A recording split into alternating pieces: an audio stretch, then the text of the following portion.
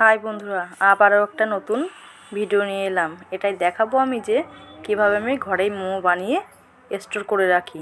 Store করে 2 থেকে 3 দিন পর্যন্ত খুব ভালোভাবে খাওয়া যায়। আমি ট্রাই করে দেখেছি, অবশ্যই ভালো লাগলে আপনারা ট্রাই করবেন এবং সম্পূর্ণ আশা করি দেখবেন।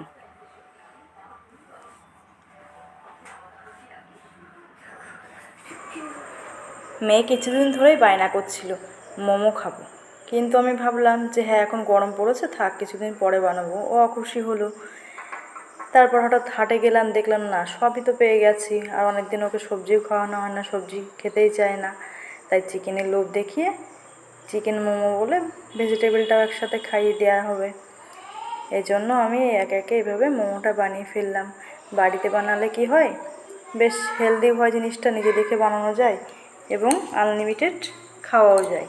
আর সাইজের কোনো হিসাব থাকে না। আর ঘরের জিনিস তৈরি করা একটু সময় লাগবে, সময় দিতে গেলে ভালোই লাগে। এসব তো আমি বানাতে খুব ইন্টারেস্ট, ওই জন্য ভাবলাম এটা বানিয়ে ফেলি। ঝটপট বানালাম, বাচ্চাদেরকে খেতে দিলাম এবং খুব আনন্দ পেল।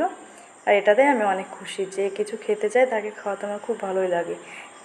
নতুন নতুন রেসিপি, যদিও এই ভিডিওটা আগে দেখানো হয়ে গেছে বড় করে, তাই একটু শর্টে দিয়ে দিলাম, দেখতে তো পারলে। এবার এটা দেখাবো যে আমি কিভাবে স্টোর করে রাখি।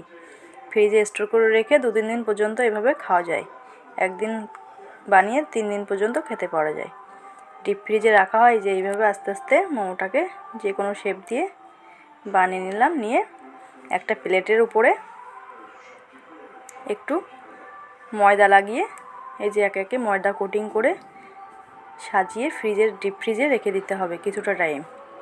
আধ ঘন্টা থেকে 20 মিনিট থেকে আধ ঘন্টা পর্যন্ত, 30 মিনিট রাখলেই 20 থেকে 30 মিনিট এই যে ডিপ ফ্রিজে রেখে দিলাম।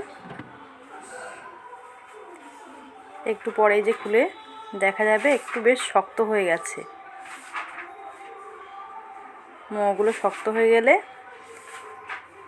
এই দেখুন, একটু ময়দা কোটিং করে রেখেছিলাম যাতে একটার উপর একটা লেগে না যায়। একটু শক্ত হয়ে গেছে বুঝতেই পারছেন। এরপরে যে একে একে সব একটা এয়ারটাইট বক্সে রেখে ডিপ ফ্রিজে আবার ভরে রাখবো। এটা 3 দিন পর্যন্ত খুব ভালোই থাকে, আমি ট্রাই করেছিলাম। এবং এইভাবে আমি স্টোর করে রাখি। তারপরে যখন খাওয়া হবে তার আধ ঘন্টা আগে বের করে রাখলে নর্মাল টেম্পারেচারে এলে এই যে একে একে আবার ভাপে বসিয়ে দিতে হবে। দেখতেই পাচ্ছেন কিভাবে দিচ্ছি, সব খুব ভালোভাবে দেখানোর চেষ্টা করেছি। ভালো লাগলে অবশ্যই সাবস্ক্রাইব করে দেবেন, লাইক কমেন্ট শেয়ার করে জানাবেন। অবশ্যই কমেন্টে জানাবেন যে কেমন হলো। এভাবে এই যে মেয়ের টিফিন বক্সে ভরে দিলাম।